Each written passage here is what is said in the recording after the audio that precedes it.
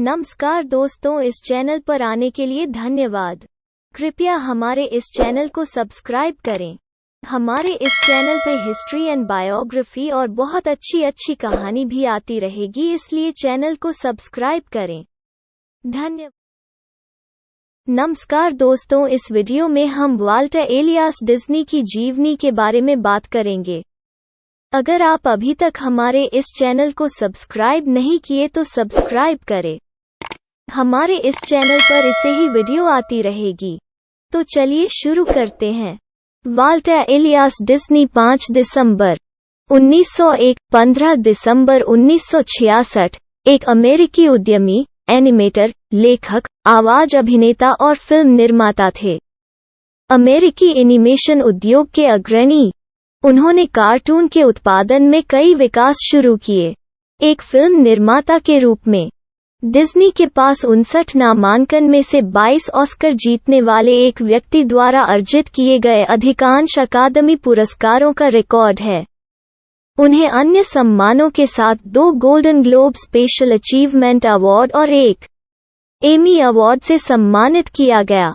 उनकी कई फिल्में लाइब्रेरी ऑफ कांग्रेस द्वारा राष्ट्रीय फिल्म रजिस्ट्री में शामिल हैं। 1901 में शिकागो में जन्मे डिज्नी ने ड्राइंग में प्रारंभिक रुचि विकसित की। उन्होंने एक लड़के के रूप में कला की कक्षाएं लीं और 18 साल की उम्र में एक व्यावसायिक चित्रकार के रूप में नौकरी मिल गई। वो 1920 के दशक की शुरुआत में कैलिफोर्निया चले गए और अपने भाई रॉय के साथ डिज्नी ब्रदर्स स्टूडियो की स्थापना की। ओबे वर्क्स के साथ वॉल्ट ने 1928 में मिकी माउस का चरित्र विकसित किया, जो उनकी पहली अत्यधिक लोकप्रिय सफलता थी।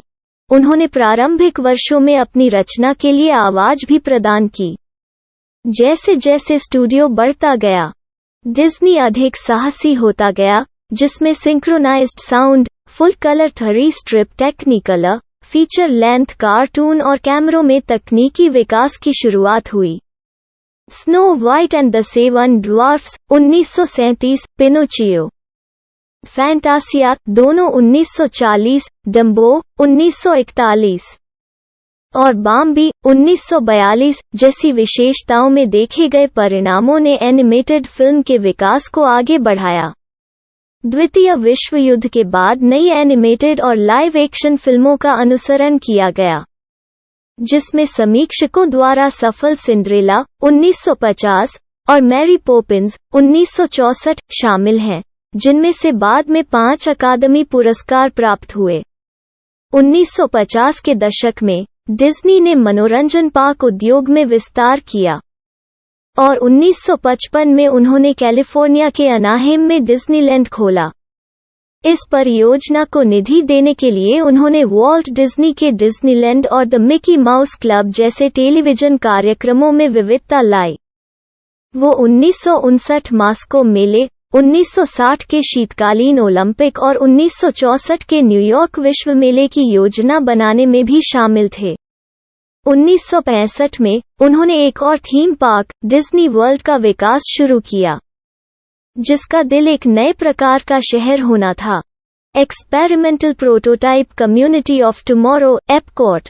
डिज्नी अपने पूरे जीवन में एक भारी धूम्रपान करने वाला था और दिसंबर 1966 में पार्क या ईपीसीओटी परियोजना के पूरा होने से पहले फेफड़ों के कैंसर से उसकी मृत्यु हो गई।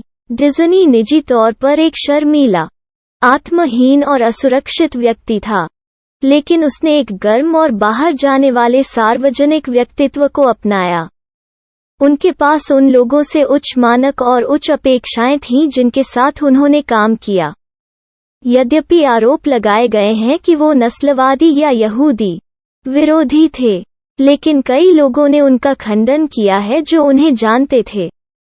उनकी मृत्यु के बाद के वर्षों में उनकी प्रतिष्ठा घरेलू देशभक्ति मूल्यों के वाहक से अमेरिकी साम्राज्यवाद के प्रतिनिधि के रूप में बदल गई। वो फिर भी एनिमेशन के इतिहास और संयुक्त राज्य अमेरिका के सांस्कृतिक इतिहास में एक महत्वपूर्ण व्यक्ति बने हुए हैं, जहां उन्हें एक राष्ट्रीय सांस्कृतिक प्रतीक माना जाता है। उनकी फिल्म का काम दिखाया और अनुकूलित किया जाना जारी है। उनका नाम स्टूडियो और कंपनी लोकप्रिय मनोरंजन के अपने उत्पादन में उच्च मानकों को बनाए रखती है, और डिज्नी मनोरंजन पार्क कई देशों में आगंतुकों को आकर्षित करने के लिए आकार और संख्या में बड़े हैं। वीडियो देखने के लिए धन्यवाद। मुझे उम्मीद है कि आप सभी को वीडियो पसंद आई होगी। कृपया हमारे इस वीडियो को लाइक करें और चैनल को सब्सक्राइब करें। धन्यवाद।